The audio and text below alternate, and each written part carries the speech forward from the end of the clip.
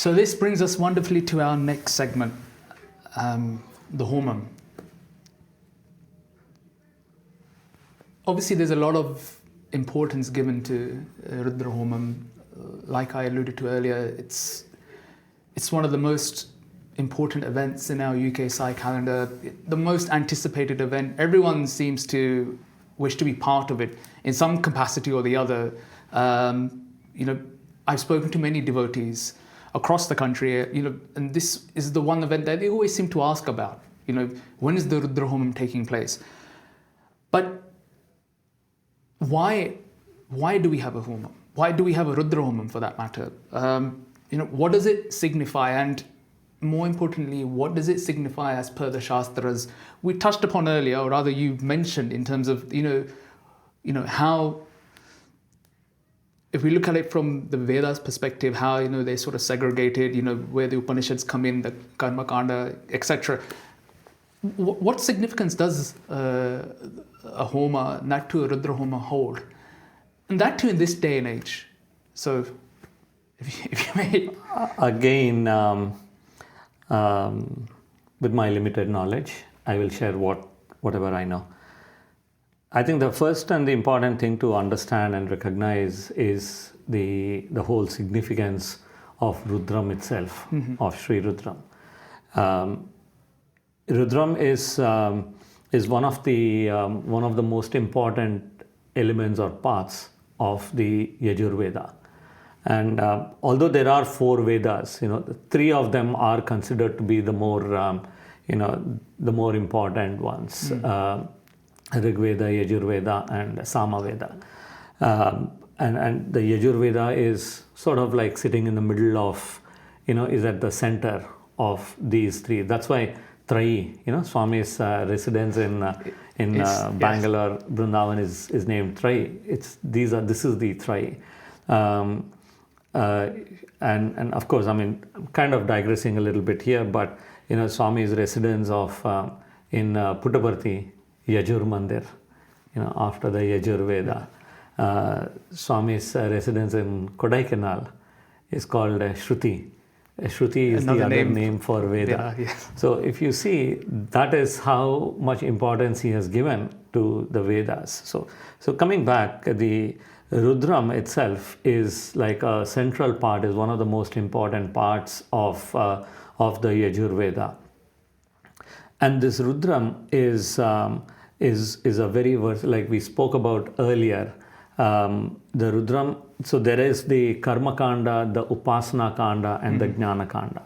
So this Upasana Kanda is not something separate, but the difference between, or the way you kind of look at this Upasana Kanda, the worship, if you do the worship with a particular desire or a prayer, okay, it is called Sakama. Kama is desire. So a Sakama form of worship will become the Karma Kanda.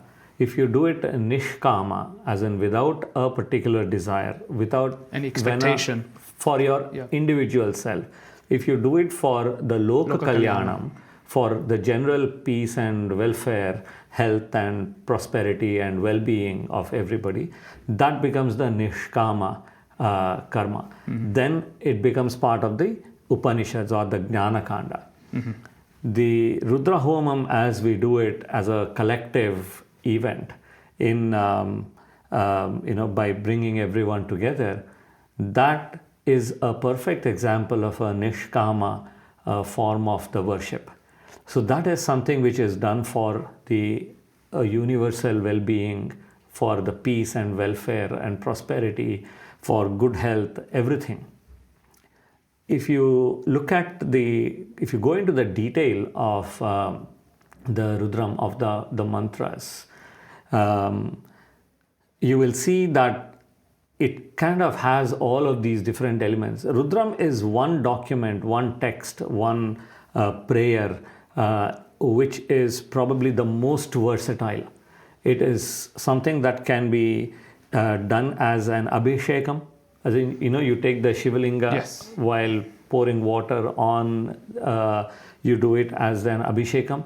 You can do it as a homam. You can do it as a japam. You can do it for as just sit in front of God without anything and just chant it. It is very versatile in the sense that it can be utilized. It's the most versatile tool that you have in your hands with the objective of achieving your spiritual goals. So that is why the Rudra Homam now is a way in which, while doing this, the Namakam and the Chamakam, you are doing the sacrificial offerings into the fire. And that is your way of offering not just yourself, it is a way of offering the bad qualities in you. It is a way of offering the collective bad qualities of everyone and all the shall I say the negatives that are happening that people do. Some of it knowingly, some of it unknowingly that we do is all offered into that sacrificial fire, and that is how you are creating the positive vibrations, and that's the worship for the universal peace. So my question about the significance of the Homa, and I'll go into some other parts as well in terms of what is it that we expect on the day from the Rudra Homa in terms of the itinerary as well. But quickly, I just wanted to ask, just to get your thoughts, what is the deeper meaning to the yagna? It's a form of sacrifice. From my limited understanding of what Swami has said, and I refer to Purusha Suktam, where Swami says yagna is essentially a sacrifice. We are who we are. Swami has said this many times. We are who we are because of society. Hence, we are a great deal back to society. That's a yagna. That's a sacrifice. Is it the same for every type of homa? Does that level of sacrifice change from an individual level to a more grandeur, or let's say a wider community, a collective as such? If you can briefly touch upon that, Anna. Again, I think you raise a good point about the sacrifice, the yajna. Swami has often said this, and I'm sure you've heard this one. Swami saying, "Na karmana, na prajaya, dhanena, tyagena amrutatva manasu." True immortality is not gained by acquiring wealth and through knowledge or wealth or progeny. Yes, progeny, anything. Common, Swami is quite often chanted this. Sacrifice. Yeah. Yes. Right? Amrutatva. And what is the meaning of amrutatva? Na mruta is amrita. Amrita. So na mruta is without, anything that is born has to die. So anything that does not die is not born. Simple logic. So Swami has said that for you to be achieving that state, the only way is sacrifice. Now there are different types of sacrifice. Now what do you sacrifice? Right? I mean, again, this has been a question at a very simple, common sense level. That is your phone or that is your watch. I can't give up. Sacrifice is giving up. I can't give up your phone. I can't give up your watch, right? I can't give up what is not mine. I have to give up what is mine. So then you ask that deeper question of what is it that you are sacrificing? What can you give up? Everything is God given to you. What do you give? Swami has answered this question. What do I sacrifice? What do I give? Swami said the only thing that is yours, that you have created for yourself, is the illusion that, is the ego that we call the ahankara. Yeah. The ahankara. And then you have all these other qualities like krodha, lobha, the greed the and vices, attachment, yes. the 6 vices that Swami did. Those are your, carefully cultivated and cherished in fact, possessions. They're alien to our nature, our true nature. They are alien to our nature, but those are the ones that are not God-given. So you can sacrifice what is not, what is yours. So you sacrifice the ego, you sacrifice the krodha, you sacrifice all these negative qualities. So the significance of any of these different, so you asked the question about are there different types of homams? Yes, there are. You have different depending on what you seek or what you desire. You can do a different homa. Like for example, for babies, or they do an Ayush homam, or at certain landmark milestone points in your lifetime, you do this Ayush homam, or you do this. When you do a Gruha Pravesham, when you go into a new house, you do a Vastu homam, you do a Ganapati homam, you do some other different types of. So there are several types of homams.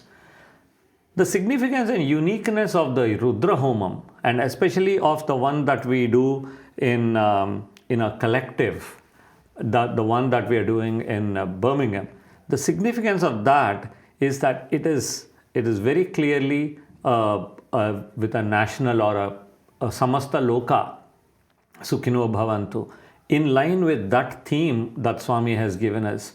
That is the purpose for us to do this one. Again, this question was asked to Swami, what is my role? What should I do in the, in the world? How do I be part of your mission, Swami? What should I do? So the boy who asked that question, he meant, should I go to this country, that country, do this, establish, like Swami Vivekananda went and established the Ramakrishna missions in different places. Should I do that kind of a thing? And Swami said, no. My expectation from you is very, very simple. You just correct yourself. You just improve yourself. And if each one of us does that, like someone said, there is one less fool in this world, right? So if each one of us sacrifices our negative qualities, the world will become a much better place. We don't have to worry about transforming someone else. So the purpose of this one is, but at the same time, you understand that if I'm in the company of good people, I tend to behave good. I tend to have good thoughts. But if I'm in the company of,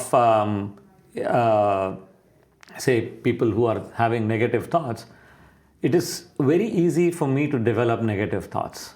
So the company and the atmosphere in which I am placed has a bearing on how I think and how I approach. So when we are doing this for the collective good, for the broader universal peace, what I'm really doing is I'm trying to make sure that the atmosphere in which I am operating is a peaceful one, is conducive for my spiritual growth. So that is the broader purpose of this one. At a slightly different level, if you think about it, you may say, I'm not so spiritual. Someone may say, I'm not so spiritual. I'm just a very simple, ordinary human being. I go to my Sai center. I maybe do bhajans. That's all. I don't have any big desires in life. I don't have any ambitions of all this moksha and these big things that you're talking about. That's very common. I've heard that a lot of times. There's one thing we need to understand. Whether we realize it or not, whether we accept it or not, we are here in a Sai center. We are here because deep down there is that desire for that moksha in us. That spiritual goal is there within us. That spark is there within us, within each one of us. And that is why we are here. And this will help participating in a Rudra Homam of this kind, which is done with a completely selfless intent, will help to further, develop that spark, which is the reason why we are all here. It's interesting you say that. I mean, Swami has said it many times that whether knowingly or unknowingly, each and every one of us are on a spiritual journey.